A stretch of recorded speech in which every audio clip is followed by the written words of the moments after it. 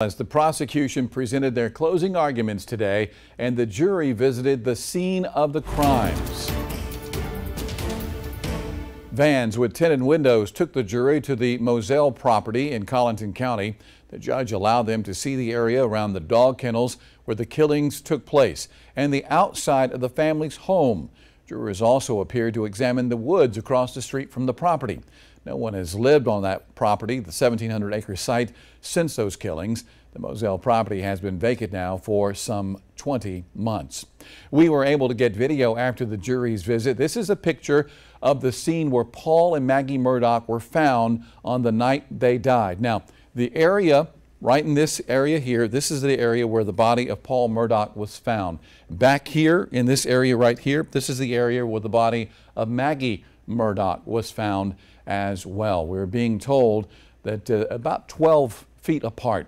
You can also see the feed room. People who were there today reported that the distance again between where the bodies were found, about 12 steps or so.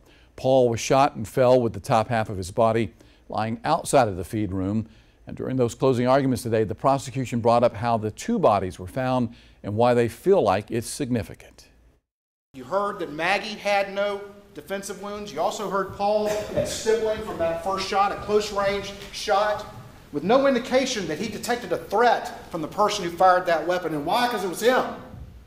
Same with Maggie, because Maggie sees what happens and she comes running over there, running to her baby.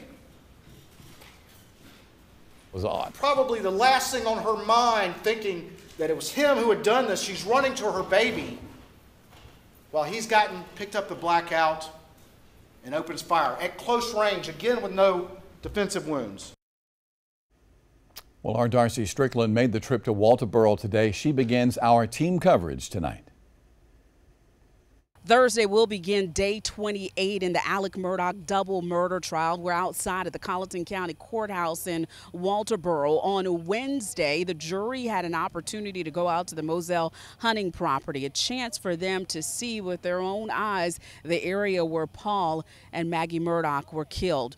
Granted, it looks very different than it did on June 7th, 2021. The property has become overgrown, according to people who were there to look at the area, but the defense wanted the jury to see it, and Judge Clifton Newman gave them the opportunity to do that. That was about 9 o'clock in the morning. They were there for less than an hour and made it back to the courthouse in time for the prosecution to begin their closing statements. Creighton Waters' goal to poke holes in Alex Murdaugh's alibi, to take that timeline minute by minute to make sure the jurors knew that Alex Murdaugh, who has admitted to lying several times, is a liar and a murderer.